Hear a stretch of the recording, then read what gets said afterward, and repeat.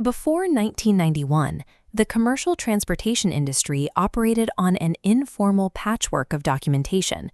A commercial driver could test positive for a prohibited substance on a Friday, quit their job, and take the wheel for a completely different carrier on Monday without leaving a paper trail. The Federal Drug and Alcohol Testing Program closed that loophole through strict verifiability. To function, the system demands that every single test event generates a permanent, standardized record. This taxonomy maps what gets documented. Every positive, negative, refusal, and reasonable suspicion observation routes into a centralized employee history. If a violation occurs, SAP evaluations, treatment compliance, and follow-up schedules are also added. The remediation branch locks straight into the employee's profile. These records provide the objective trail necessary for the program to function. Without this documentation, employers would be forced back into an unverifiable system where violations could be hidden simply by changing jobs. But DOT testing files are not standard human resources records. They do not travel freely through a company alongside vacation requests or payroll data. The data captured in these files is intensely personal. They contain exact measurements of body chemistry, their medical treatment history, and their legal professional standing. This creates a constant tension at the center of the program. The public requires a system that guarantees operator safety, while the individual employee maintains a fundamental right to medical privacy.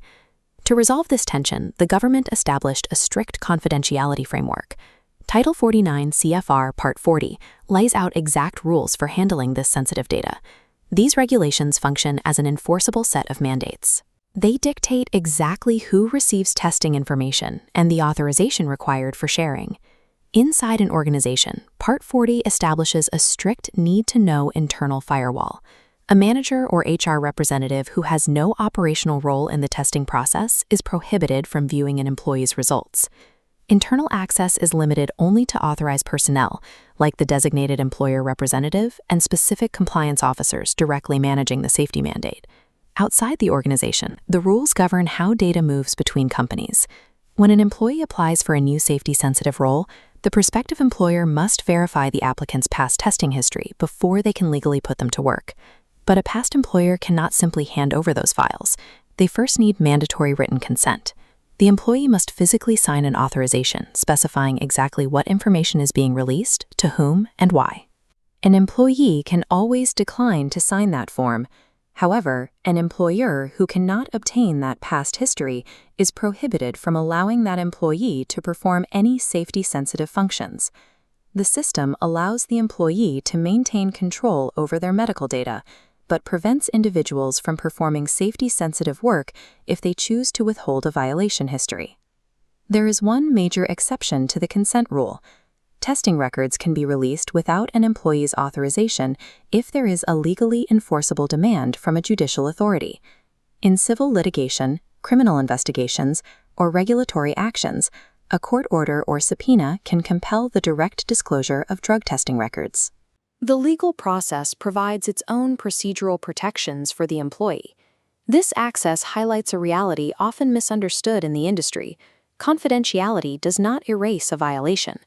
The record exists regardless of whether the employee consents to its release, and the employer who administered the test already possesses that information.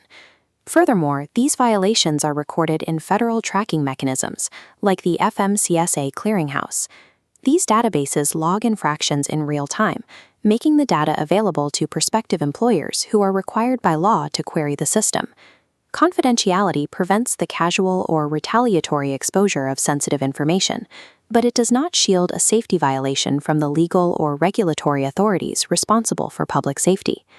To understand which files actually count in this system, we have to recognize the regulatory boundaries separating federally mandated DOT testing from a private employer's internal non-DOT testing. The two systems do not mix. If an employee tries to use a negative drug test from a private doctor or an independent clinic to satisfy a federal DOT requirement, the system rejects it. Only tests conducted through the qualified DOT process are recognized. The reverse is also true. If an employee tests positive on an internal, non-DOT test administered for a company's own workplace policy, that result does not trigger the federal consequences or SAP remediation requirements attached to a DOT violation. The federal testing framework is a closed loop. Only federally regulated tests can create a federal record, and only the mandated return to duty process can resolve a federal violation. The authority granted to employers under this program is significant. To balance that power, Part 40 builds specific medical review rights directly into the process to prevent errors from derailing a career. First, an employee has the right to request and receive copies of their own testing and collection documentation held by their employer. Second, the federal program requires a medical review officer, or MRO. This is a licensed physician who must review any laboratory positive before it can be reported to the employer. This flowchart demonstrates the protection in action. A positive lab result halts at the MRO review checkpoint. The physician contacts the employee directly, providing an opportunity to present a legitimate medical explanation, such as a valid prescription, to clear the finding. This medical buffer ensures that standard prescriptions or laboratory anomalies are identified and resolved before a result is finalized. If the MRO verifies a positive result, the employee has 72 hours to request a split specimen retest. Since every sample is split at collection, the secondary bottle can be tested at a second laboratory. This independent verification guards against initial facility errors.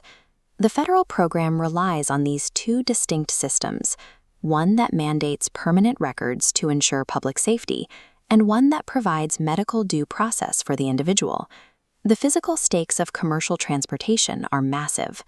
By combining total verifiability with strict access controls, the program maintains public safety while protecting the specific rights of the workforce.